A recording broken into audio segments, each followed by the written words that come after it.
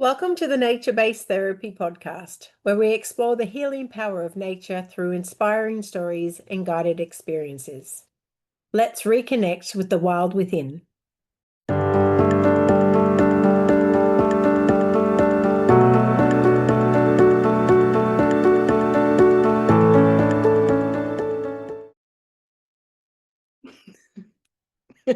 Hi, everyone.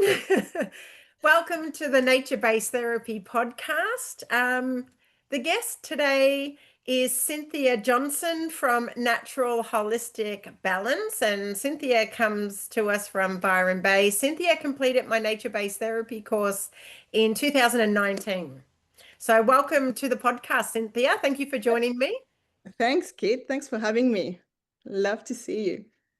Great to see you too. And I was just mentioning before we started pressing record that I absolutely love your jumper and I love the color. And Thank we can you. notice in the background too that Cynthia has some indoor plants and you can see some outdoor nature as well. So bringing that nature biophilia into our environment. So yeah, welcome again. Thank And so, you. Cynthia, just to give, I guess the way I do my podcast is just a really casual interview, asking you about your experience with nature, what draws you to nature, how does nature help you, how do you bring nature into your work? So, So one of much. the first questions I love to ask is, what is your early childhood experience of being in nature? I'm always curious to know, what was nature like for you growing up? Nature was a big part of my life. Love nature. I always been around the countryside. Grew up near the mountains, so I was lucky that I was always outdoor. So always going. And in Europe, you doesn't matter what the weather is. You just put jackets on and you're outside. So I was always, yeah, playing outside, doing sport outside. And I was lucky that my parents were really close to nature. So I had that teaching really early on and making sure we were outdoor. So yeah, really lucky. And I guess when you have that, it's part of you. And you when you have your own kids, you want to do the same thing. You want to give that to them as well. So it's a different time because kids now these days there's more technology, but that's one thing that always made sure that we're outside. And being in Australia now and growing up near the water, and our family is really into surfing. We're always at the beach. So yeah, nature is a big part of us. And I used to do, when the kids were little, I used to do Sunday without technology. So it was no technology. Everyone was out and making sure we would go for big bush walks. And Oh, yeah, I love that. So yeah. Sunday is no technology day, It and used to be a bit tricky now, but as the kids get older. But I yes, think this is really good and it's about, yeah, how do we get our families outdoors and how do we encourage people to spend time in nature and having, even if it's just half a day or one day per week or yeah, that's I think right. that's the key. How do we integrate it into our everyday lifestyle as Yes, well and make the time for it and make space for it? And I'm also curious to ask, you completed the um, certification in nature-based therapy back in yeah, 2019. yes, What drew you to wanting to study nature-based therapy? So you had really good, I guess, introduction to nature as a child. Your parents were out in nature. It was just part of your lifestyle growing up in Europe. And then I'm wondering, why did you think it was important to study nature-based therapy? um, well, I was lucky that we were coming back from Europe, and I was introduced to meditation and more that holistic health. And my background is nursing, but then I kind of went into the holistic side of it. And when I came back, I love meditation and obviously being in nature. And it was important that I found something that I could uh, give my clients something simple but with a big impact. So when I started looking at the programs, you came up, and was not just the nature therapy, but was also the different module that you were offering. So there was the self-care, the journaling, and culture with the Aboriginal studies, and also the holistic counseling. So it was all packed in one big thing that I thought was, oh, this is exactly how I can relate to, and what's important to me, and how much it helped me, so that I could, understand more about having something to offer to people. So I was really curious, and we were lucky because when we did the course with you were like the weekends, so we got to spend the weekends together and learning one on one, like with other girls, and but being in one spot, which all of them were beautiful spots, and yeah, so it was really special. Thank you. And I think Like, it's, yeah, yeah, important. I think touching on that self-care as well, because when we yes, study nature-based therapy, we're not just learning it to, pass on these interventions and processes to the people we're working with, but we actually apply them directly to our own personal life. And that's, I guess, for self-care. It helps to avoid compassion fatigue. yeah, that's right. I don't know if you remember one of the tasks that you did ask. We had to, I think it was during self-care or no, holistic counseling. Can't remember, but you were asking to do something with the other participant, and and see what was coming up to. And I remember using a guided meditation, and then going into nature, because nature is a mirror, and looking at something that would talk back. And do you remember what came up for you? No, I don't. Do you remember? I remember, yeah. Remind me. Yeah. So we had the garden meditation, which was obviously with nature, but then we went and had a walk around the garden. And obviously at the time, wherever you were going through, you saw this big, beautiful tree, and the trunk was like like a big belly, kind of. Like a pregnant woman, and that's the first thing you say. I'm like, oh my gosh, I got 4 kids, and as a mom, often we're like looking at our body ourselves, and we always kind of complain about things. But when you look at the tree, you're like, this beautiful tree holding like a belly, and that was talking to you in a way. Mm, Remember, you had 4 beautiful babies, and your yes. body changed, and that's okay. And that tree was just like a reminder that it was there, but it's just, Absolutely, yes. And do we judge the tree for how it looks? no one judged the No. tree. No one, As humans, we kind of judge ourselves and, we look at ourselves and, there's this assumption that we have to look a certain way or we all have to look the same yes, through advertising. And you're absolutely right. I'm so glad you reminded me of that and brought that up because it's so significant in today's society. I think, yes, especially with young, teenagers and girls and going through that puberty and body changes, that, we look at nature and do trees compare themselves to other trees or no, do that's they look right. at themselves?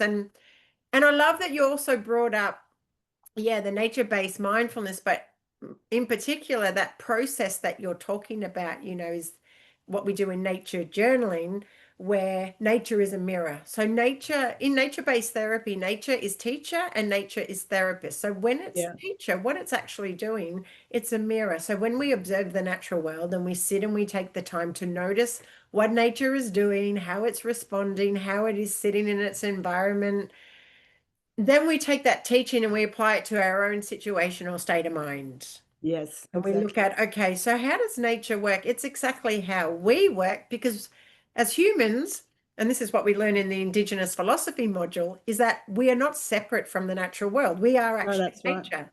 Yeah, It's our biophilia. So absolutely. And I think it's just, again, taking that time out for ourselves or for our families or for our clients to have yes. that time just sitting in nature.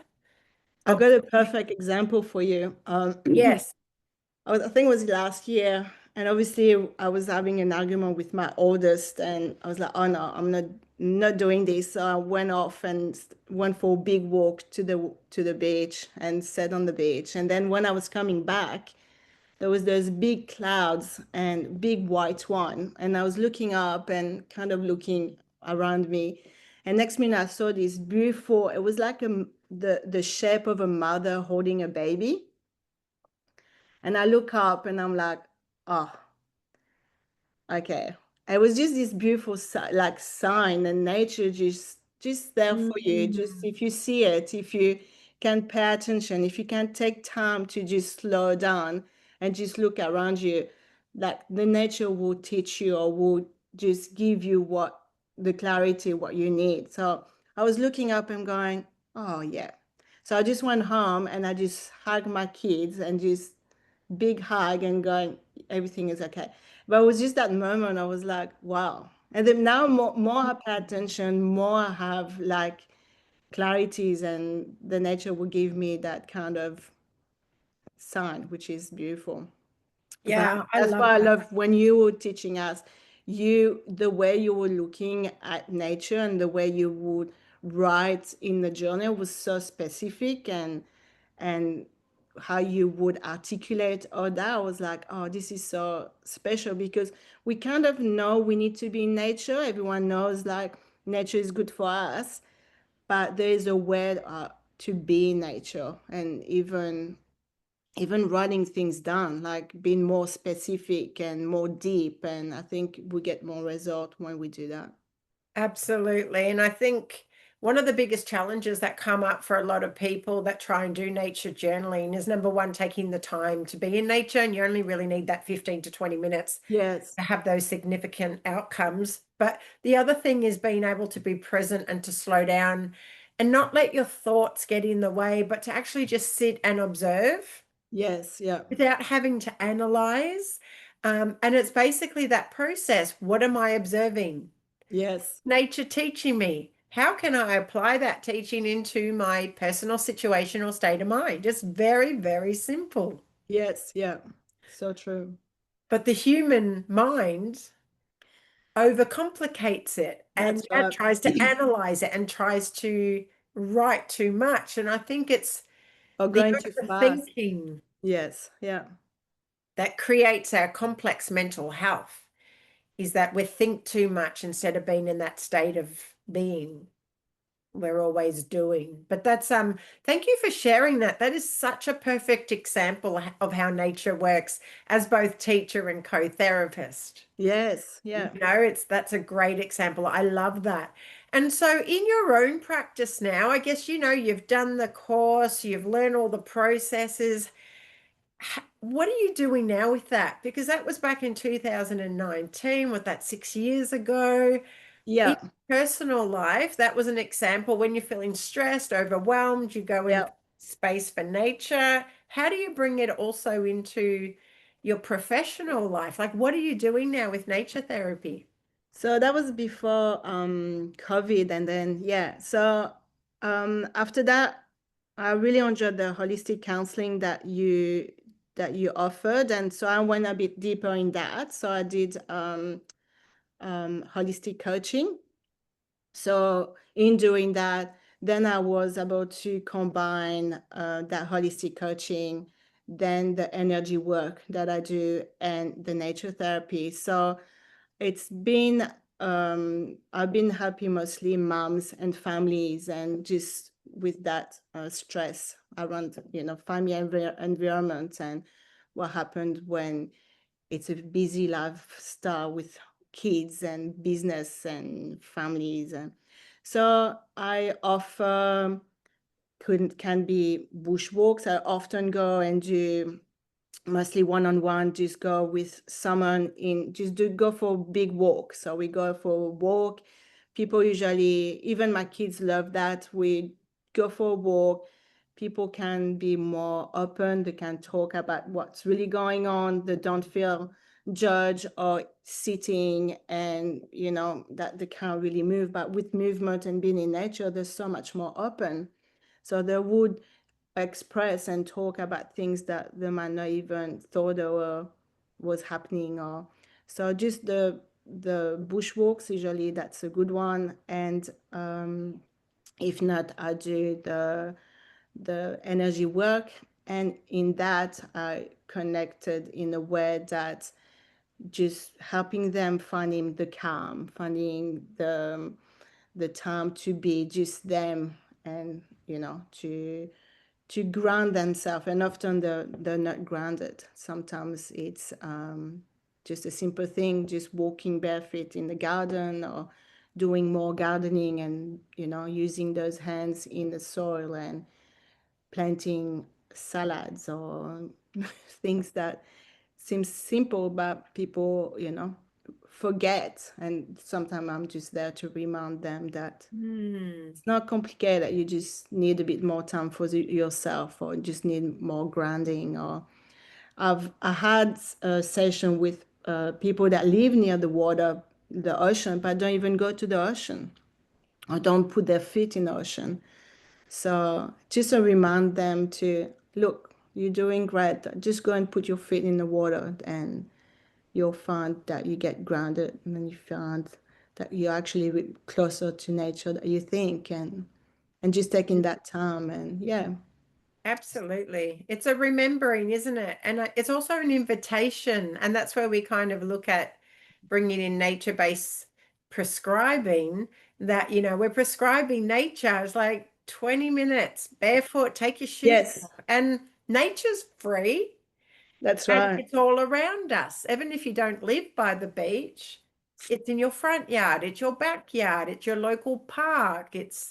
Yeah. We can bring nature inside as well. We can bring plants in. We can grow herbs in our kitchen. We can, like in the course, we did nature-based diet. How do we connect to nature and see nature in the food that we eat and consume, and having that sensory regulation while we're cooking?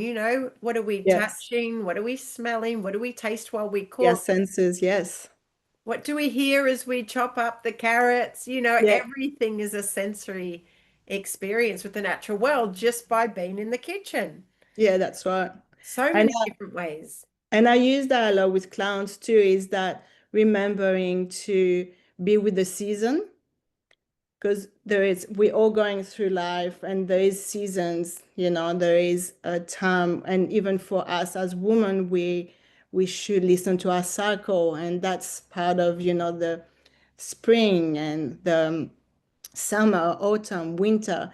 And just listening to that and be in that same rhythm as nature is so important. So I often remind mothers to be in that rhythm, be back to your season. And like same with cooking the food in season. And Hmm. so I'm going through perimenopause, knowing that I'm in autumn season. So what does that mean? Letting go, and just like Hmm. the tree let go of the leaf. And so just that understanding. And sometimes when we have those conversations, we're like, oh, it kind of makes sense. So you feel even more connected to nature, and there is a clarity about it, and it feels good. It feels, yeah.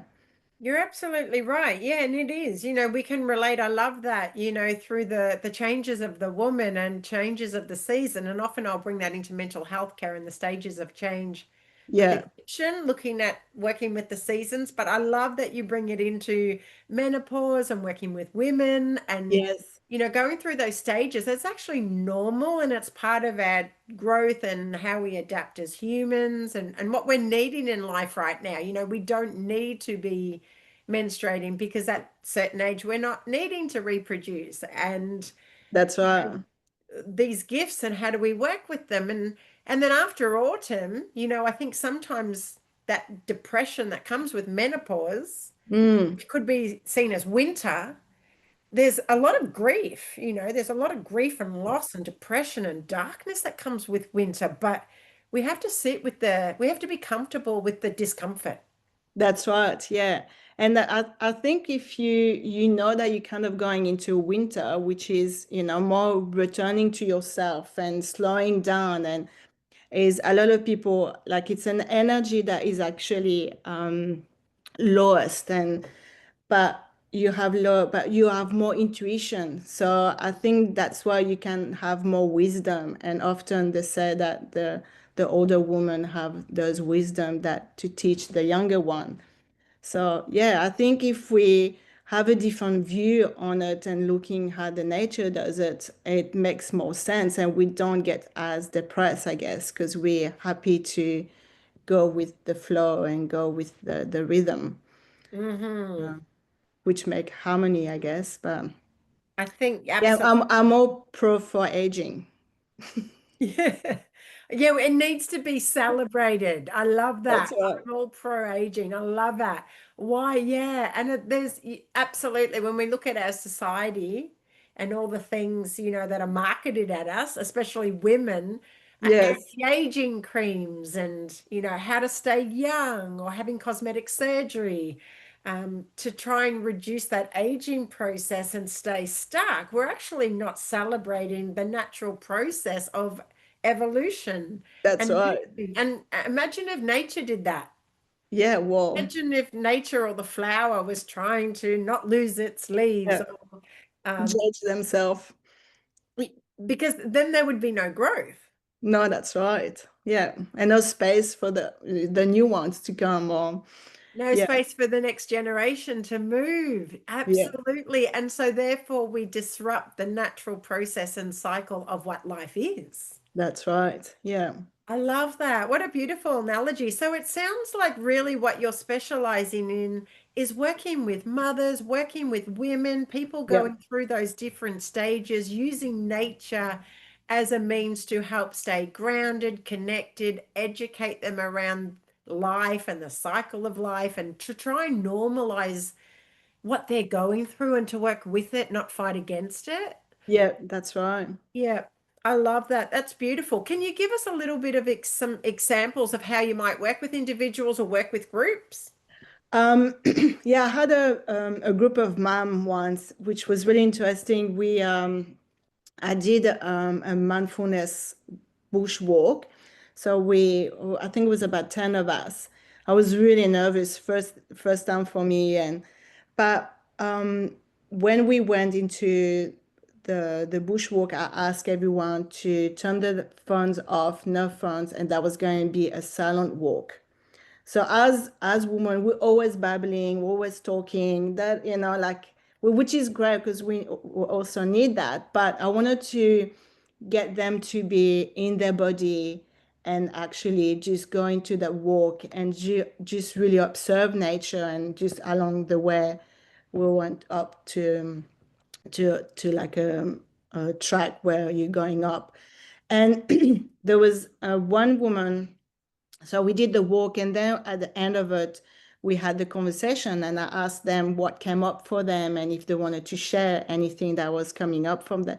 And a lot of them actually told me that it wasn't long enough, that it took them a little bit to get into themselves, like in themselves, and just really relax and find their nervous system slowing down. So then they were into it, and then the end came, and they were like, "Oh, we wish that was going to be longer." And so that was really good. And one lady, she was really tall, like I'm short. She was really tall, and the first thing she said was, "Oh, I never realize how big the tree are, and like how everything is so big and tall." And I was like, oh, that's interesting because you are tall, and how she perceive and see, that was really, really interesting. So yeah, Mm. it was, everyone was kind of needed that silence time so that they could just be with themselves and just really observe the nature, what the nature was teaching them at the time. For her, Mhm. it was really, yeah, it was good to hear. You're absolutely right. And I think you hit something really important there when you spoke about it takes time for people when they're in nature to slow down. Mm, You need to hold space for that initial time. And I think, this is representative when people get burnt out and they're so busy with work and family life and they go away for a weekend Yeah. Not usually until the Saturday night, the Sunday, that you really drop in. Yeah. But then you're packing up again on the Sunday to get back for the Monday. Yeah. And, instead of just waiting for that time to go to nature to unwind, how can we integrate these basic processes into everyday life? Yeah. We can start our day off just by getting up and going for a 20-minute walk in nature. What a difference that makes to the rest of your day. That's right. And I think, I've seen too, like people know what to do and they know they need to be in nature, and some will do, but often it's like someone else to like tick on the list. Oh, I've done that, but it's too fast. Or some people just um the the man needs someone else. That I think that's why it's great. The program you've got and what you're doing is that you offer that someone else can come with you and do that and have some other value to bring than just being by yourself in nature. Because Mm. nature, I mean, I grew up with it, but not everyone is close to nature, and nature can be a bit scary for some people. I mean, I didn't grow up in near water, like the ocean. Like every time I go in the ocean or surfing with my husband, I'm scared. Like I'm doing something is out of my comfort zone. Mm. But there's so much teaching in that. So I keep doing and I keep going, but it's not for, like, not that it's not for everyone. It is for everyone if you decide to, to push yourself. But there's people that don't feel comfortable in nature. So I think it's important that we have people that done some course like what you offer, so that we can be there with them and say, I'm here, I'm holding you, I'm okay. We can have that conversation. If you're not comfortable, we can go back and just talk, or so they get some kind of support. And Mm.